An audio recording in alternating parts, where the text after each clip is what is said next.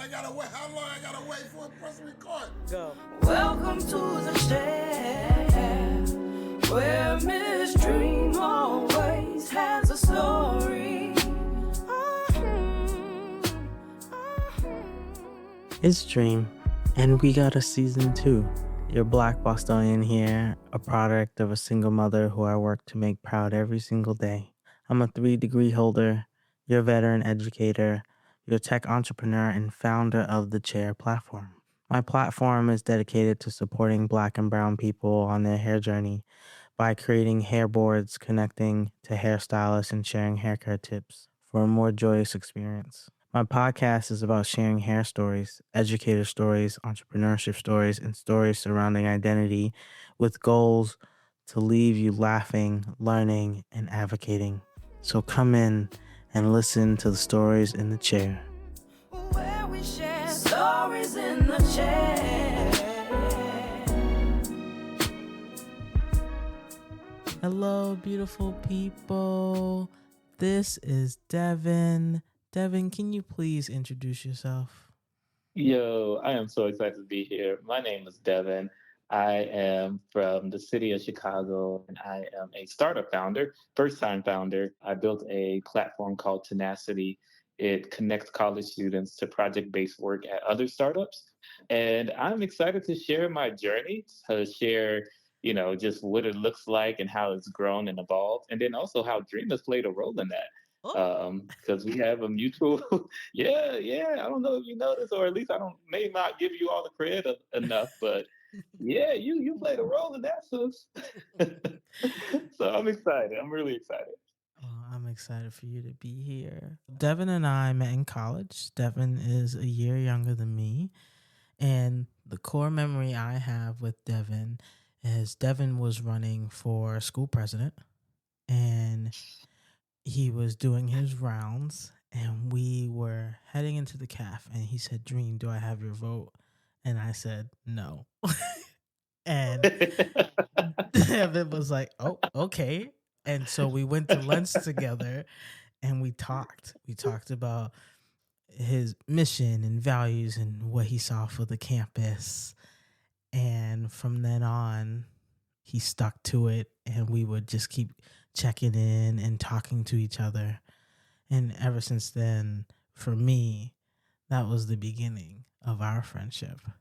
Yeah, that sounds about right. It's also kind of funny now that I think about it, because knowing me, and I can't say that this is probably the reason why, but likely I just assumed that I had your vote because you were actively involved in UBA, which is the Black community on campus at Lake Forest.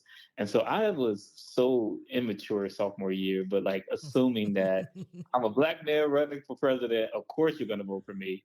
And here you were surprising me and saying, "I'm sorry, excuse me, what do you mean? You haven't sold me on anything."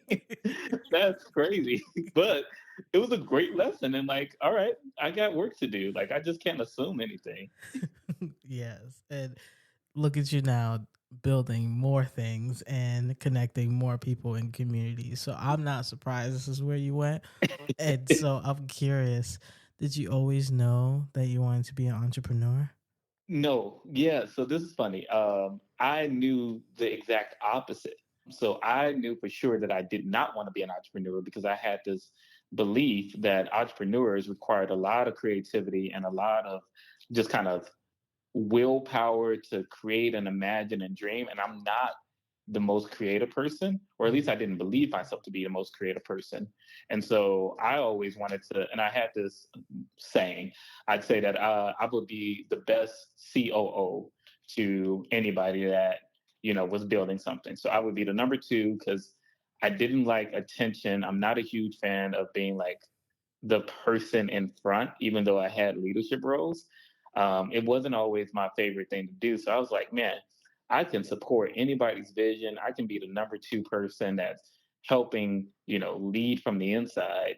And to my surprise, it was like, okay, yeah, no, all of those ideas that I had, we were kind of like a paradigm shift where it's like, okay, actually, I have an idea of my own, and I think I'm poised to do it, to see this thing to fruition. And here we are, a year and a half in, and it's going. It's still happening. So, but no, to answer your question, I literally had no intentions of being an entrepreneur. The lifestyle just didn't make sense to me from a being super involved standpoint. What does creativity look like now? Because you see yourself as the CEO of Tenacity. Yeah, so creativity it's such a multifaceted word because initially I really assumed that like, hey, I have to be creating something that doesn't exist in order for me to be considered an entrepreneur. Mm. And what I've learned now is that creativity really just looks like taking visions, taking ideas, and making plans around them, seeing gaps, seeing opportunities to address problems and tweaking them to a space where I think that like, hey, somebody will actually benefit and find value in this. And that is so much more than what I what I initially thought. It's like, okay, this is different when you put it in that lens, in that context. I can absolutely be a creative. It's being it's being able to like see a problem, hear people describe what they hate about the problem or solutions that they would like to see or tweak, and then finding ways to put that and bring that to life in the most frictionless way as possible.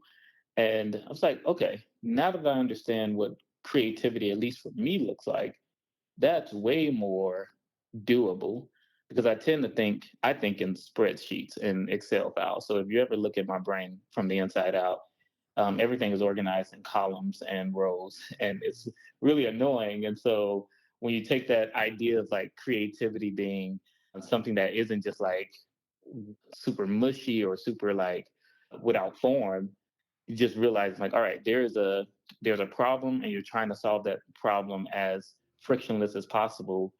It makes the idea of creativity feel a lot more obtainable to somebody like me who really just thinks in Excel spreadsheets, how to, what to, how do we operationalize stuff. That's I cool. hope that makes sense. No, I think that's cool. My mother talks about how she sees in steps, like stair steps. And so Mhm. when something doesn't make sense, a step is gone. And then I've met people who say they also see in columns and rows. And for me, I feel like I see in circles. There are circles Ooh, within circles, and then you can cut the circle so then it becomes a sphere. And I feel like I'm constantly building a 3-dimensional puzzle. wow, that's actually pretty impressive. Yeah, Like like that, I'm looking at the visual. I was like, oh, that's actually really cool. I'm curious. Do you ever, just because of the analogy of a circle, do you ever feel like you're duplicating or coming back to the same step, or is it just kind of like the circle is ever evolving, ever taking more shape, and it's never like I'm back where I started? for me, it's hmm, when you're running on a track and Yep. you start at the starting line and you come back. You don't necessarily have your foot in the same spot that you started. That's what it feels like to me. So anytime I have a new thought or I'm coming back to an old thought, I'm not necessarily stepping in the same spot. So that's what it feels like in my head. So like building the chair feels like I'm building a sphere, but I can see all the pieces, but I don't know where all the pieces go. That's why I love building puzzles. Puzzles relax me. So give me a 500-piece puzzle. Oh, I love that. Right. Give me a table and then I'll put it together for you. So while I was in business school, when I was stressed out, I would be puzzling. And people are like, you're not stressed making puzzles that stress about school? And I'm like, no, I'm relaxed because I can focus on this. And I feel like when my classwork was difficult, I started recognizing that, oh, I don't understand the puzzle. I don't know how many pieces are here. So Mm, accounting and finance were difficult, not for the math. The math was the easy part. It was conceptualizing the why behind all of the concepts, all of these different terms. I needed the why, and the teachers didn't have time to explain the why. And because this was new for me, I was behind in terms of understanding, like, oh, you didn't learn this when you were a kid? Nope, never grew up thinking about bonds. So, but now in my group, I have like the accountant, like this is his job. So he's explaining this to me, but he's been doing 6 years of accounting and I'm trying to learn it in 3.5 months. So that puzzle was very difficult to put together. I'm still working on accounting. Still to this day, I'm still learning And YouTube if you videos. get it, if you get it, let me know, because I'm still doing the same thing. I ask the same questions. Where we share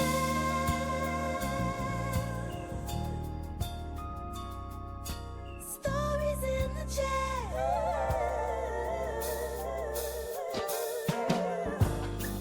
Look, it's my commercial. We will be right back.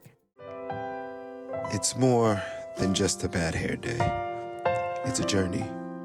Finding the right hairstyle isn't easy, nor is finding the right stylist or the right products. Looking in every corner of the web gets messy, overwhelming, and exhausting.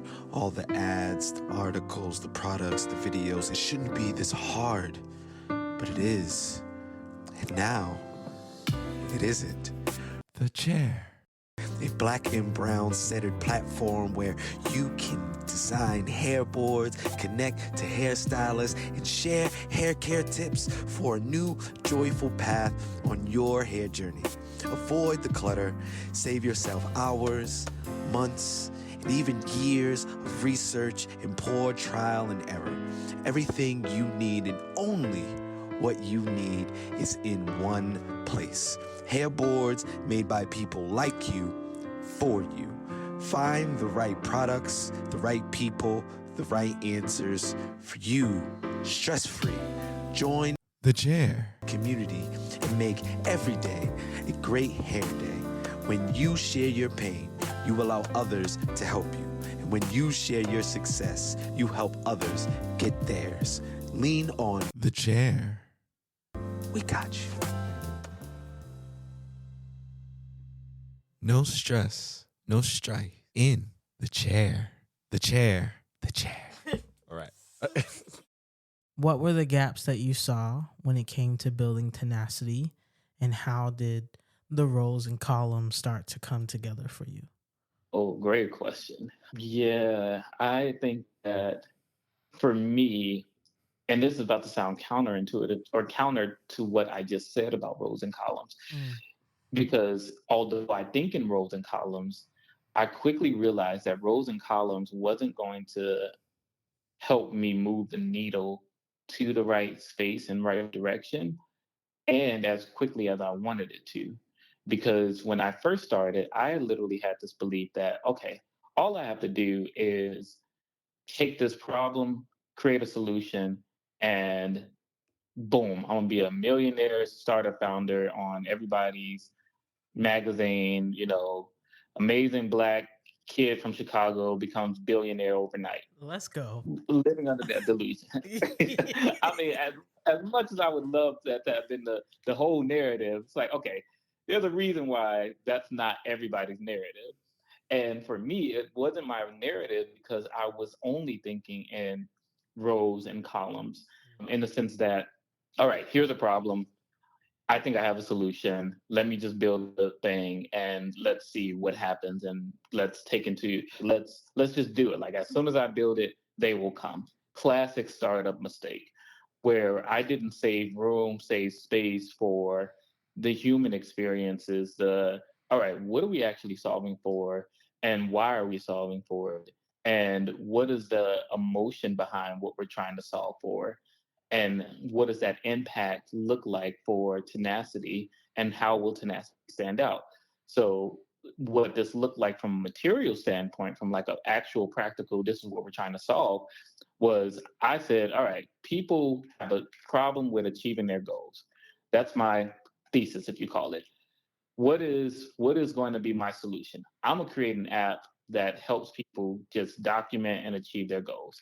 The problem is people don't have a way to cleanly follow and track and be motivated to achieve their goals. So I'm gonna do it for them. That's my solution. I build a platform that helps you name a goal and achieve it and have a plan and be good at like that plan and tracking and having the resources that you need to achieve that goal, any goal that you create. When I did that and when I just thought like, all right, if then here's the problem, here are all of the problems that account for individual roles. And then here's the solution column. And here's what we're going to do to solve this.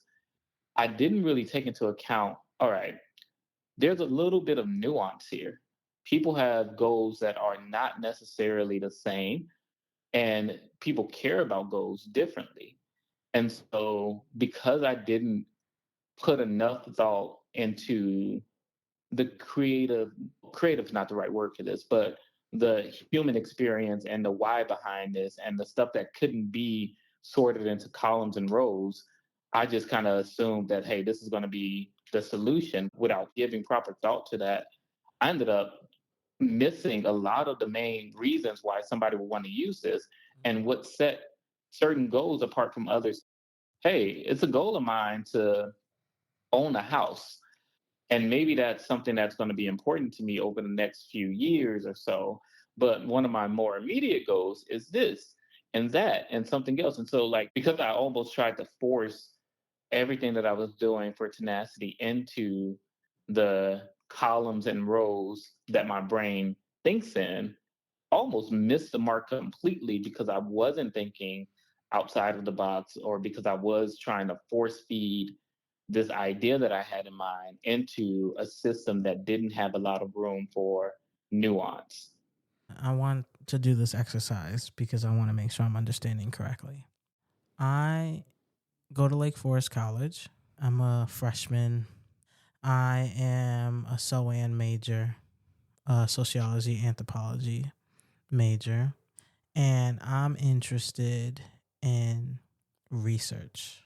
I've been doing all my research on family dynamics, but I really am curious about what does research look like in the market.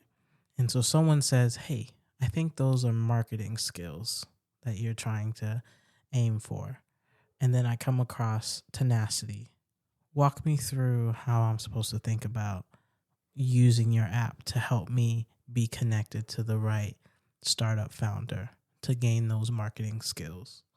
Well, that's a great question. And if you asked me that question about the app, call it 6 months ago, my answer would have been, okay, you're interested in marketing and how that could be a skill for you. Put it into the app. The app would tell you, here are some creative ways to expand your marketing skills. And here are steps to do that.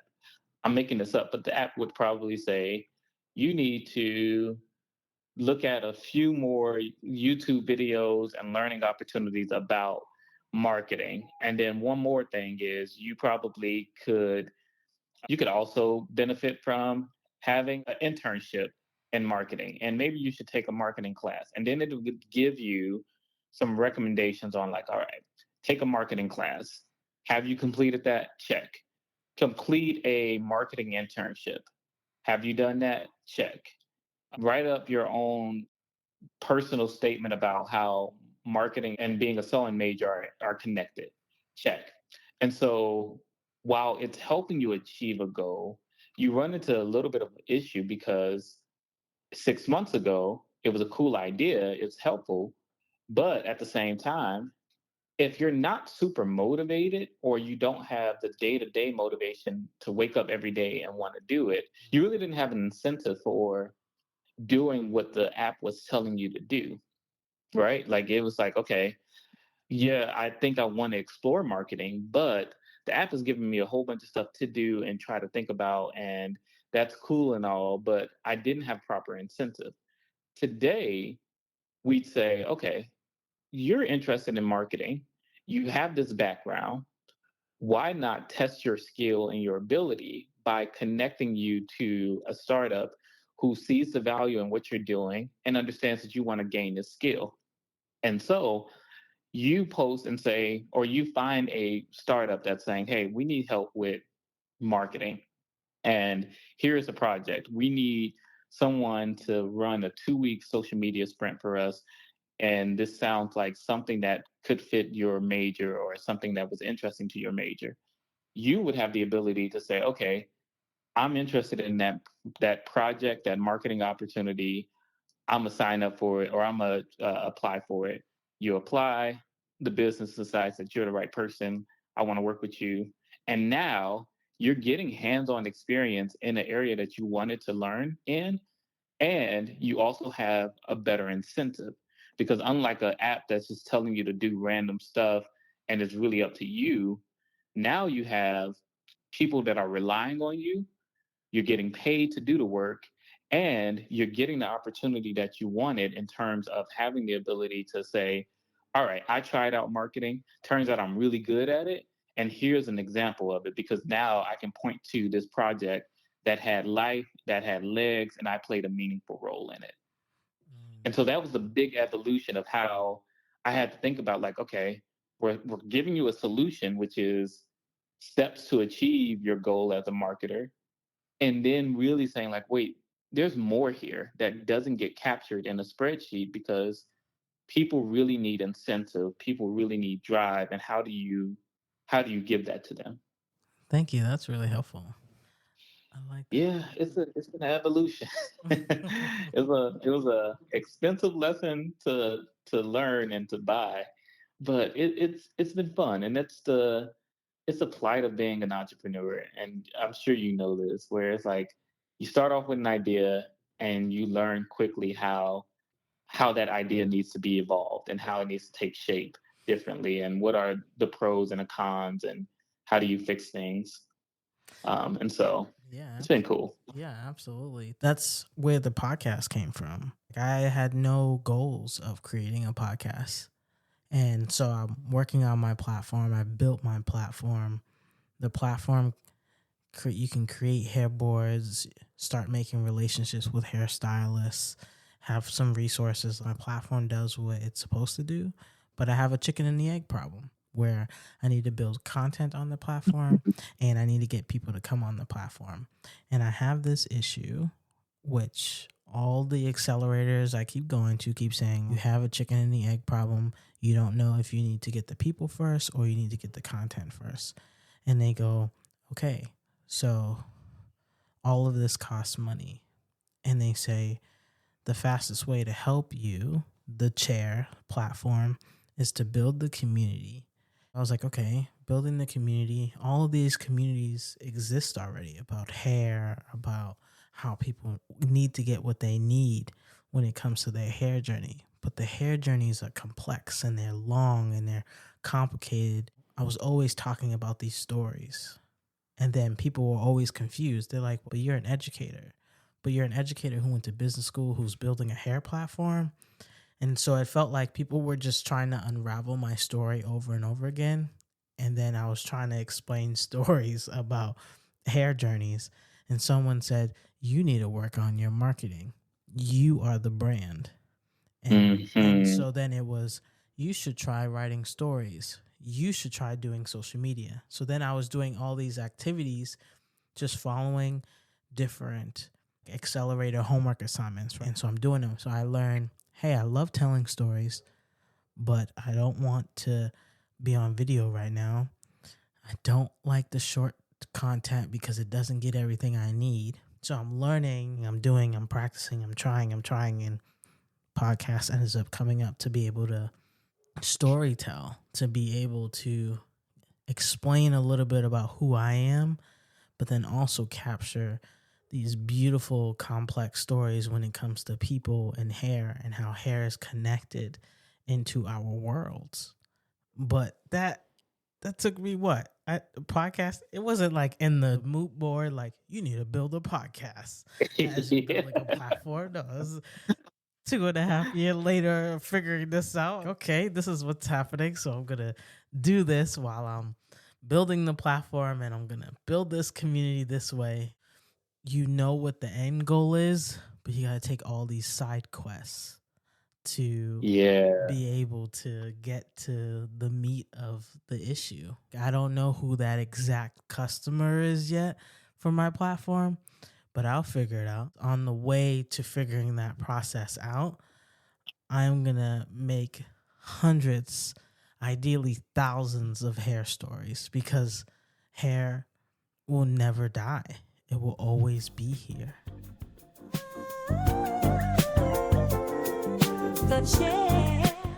Oh, and if you're interested to learn more about my experiences as a Black woman and educator in Guangzhou, China, I wrote my first ebook titled Nowhere and Everywhere, Captured Emotions of a Beautifully Broken Love Story. It is on lulu.com. Take a read and see some beautiful photography of mine.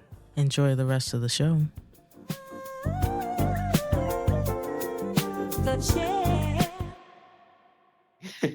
You're speaking my language to a T. And it's crazy to hear that too, because I don't know about you, but sometimes you do feel like you're in isolation when you're building something like this. And so to hear people share similar approaches or similar experiences where how you're describing the evolution of what's needed for your business to succeed comes down to a lot of the same things. It's like, okay, for us to be successful and to stand out, we really have to rely on us as a brand, the individual, the founder, and acknowledging that there are some unique aspects to who we are, to our own stories, to our own reason behind what we're doing that makes people interested and want to support or see the value of what we're building. And so to hear you talk about like, all right, yeah, it took this conversation or it took the realization from accelerators and others to say like, all right, marketing is probably going to be the best way for me to communicate what we're trying to accomplish, but not just any kind of marketing, because the marketing that is typical is not necessarily your brand or what you want your brand to be.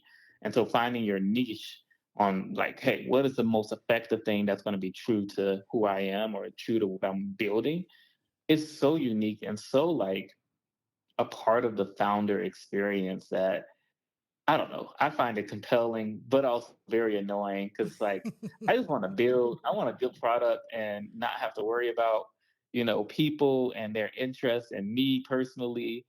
But you are your brand. You are your biggest influencer. You're your biggest champion of the brand, and I mean, I relate wholeheartedly to how it's like. It feels like a little bit of a side quest sometimes when you have to go into a space where you weren't intending to, but you see the value immediately. Yeah, you have to grow. The growing for me is something that I'm like, oh, okay, this is new for me. This showing vulnerability as you build something from scratch, and Yeah, it's that part. showing all parts of you on your journey as an entrepreneur. Do you see how all your identities are coming to play?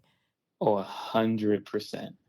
And it's crazy because the identities that I thought would be the makers and the things that like I could rely on more are less relevant to people now than what really matters. So, for example, key components of my identity: being a Black man, being a devout Christian, being fairly educated, and being a fairly good critical thinker. I think that those were the ones that I relied pretty consistently on to like narrate my story and narrate why I was qualified to do something. And it turned out that a lot of my identity, a lot of those components came together in ways that I didn't think of. Where it's like, okay, yeah, you can say, hey, you're educated and you know what you're talking about and you got experience. But a lot of what helps sell what we're doing and the work that we're doing is the authenticity that sits at the intersection of those personalities. Where because I am a devout Christian, I genuinely want to see people achieve their goals. Like I get no greater joy than seeing people feel like they've had some level of success and that I help support that. And then that's compounded with my ability as someone fairly educated to know, like, okay, here's how that takes shape and here's how that comes to life. And here are the practical steps to make that happen. And then it also helps when you're a Black man who is defying the odds and seeing true success and getting opportunities because the world has traditionally overlooked you as a potential person that could be successful in this space. And so the opportunities open up. And then being a critical thinker, thinking about, all right, what comes next? How do we continue to grow and expand this? And so, to my surprise, where I really did think that like me having a degree was going to be more than suffice to make this make sense, turned out like, you needed every aspect of your identity to make it all make sense. Mm-hmm. And it's so cool and compelling to see. When you think about other entrepreneurs that are on your journey or people who are in that space where they think they want to be an entrepreneur, what are three pieces of advice you would give to them? Yeah, I'd say know the problem intimately, be acquainted to the issue, and I guess like one of the biggest realizations that I had about this experience was, to me, there's a difference between a problem and a pain point. A problem could be, I really have a challenge with saving money. Let's just say that I don't save money really well, and so that's a problem. But sometimes problems don't actually boil up to pain points. A pain point is, I don't actually have money. And when you solve for pain points, people are more likely to really focus in, adjust, and hear you and find your solution to be helpful. And I think that that was one of the bigger learnings, was that like I'm solving for a problem because people will tell me, yeah, I can't achieve my goals. I struggle with achieving my goals. That's a problem. But when we started to talk to students and say, hey, what is the actual pain point? And we found out that the pain point is, I can't get a job, or I don't have experiences that will stand out, and I'm fighting against AI for entry level roles. And so I need something to make me really be valuable. That becomes a pain point worth solving because you see the immediate effects. And so for founders or folks that are interested in starting something, one of the first pieces of advice is solve a pain point. Like solve something that you know is an issue that people will absolutely find immediate value in solving, and not just something that we feel like is a problem but doesn't really need or warrant a solution. The second piece of advice that I really wish my eager self took was build fast and also slow. Build the most inexpensive, broken version of whatever you think the solution is as quickly as possible, and then iterate on it.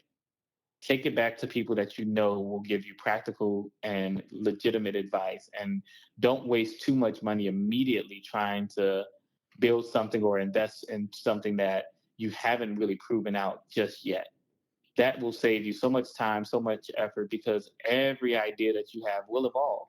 Every course of action you take will change. Like tenacity today will not look like what tenacity will be tomorrow. And so having a little bit of wisdom on how to pace yourself in this journey, and don't just get caught up with the idea of, oh, I'm a founder and I'm about to build something amazing.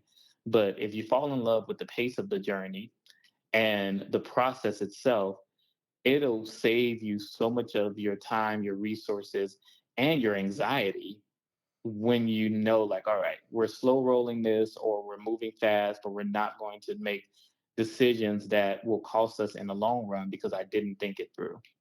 So I think that those are the two biggest pieces of feedback that I'd give anybody that's exploring this option is consider the pace yourself, and then also solve for pain points, like legitimate pain points. That's the quickest way to make money. Yeah, I think that's really helpful advice. I feel like I'm always asking myself that over and over again. I know my problems. I know I have multi-layered problems, but what is that exact pain that I'm looking for on my platform is still a question mark for me at the moment. But also the pacing of it is being like, okay, well, you built it. You know it exists. That piece in your brain can relax for a little bit. So now Yeah. you're going to the other side where you're like, okay, I'm building the community. I'm learning about these hair stories from the naval officer to the architect, from the entrepreneur to the radio host with alopecia. All of these hair stories exist. All of these people exist. The nuance of who they are and what their hair has contributed to how they see themselves and love themselves is important. Do I know where it's going to end up? Nope, not one bit. But I know that these stories are important to tell because they're all saying the same thing, that we are human. Well, thank you, Devin, so much for sitting in the chair and sharing your stories. I truly, truly appreciate you coming on. No, thank you. It was a pleasure. Like I said, I am so invested in what you're doing. I listen to the podcast. I enjoy it. I enjoy all of the folks that you bring on. And it's fantastic to see how we're all connected, how we all face similar challenges, and how we all uniquely adjust and roll with the punches. It's encouraging. And so keep up the great work for real. Legitimately, we need you in this space. Welcome to the chair, where Miss Dreme always has a story.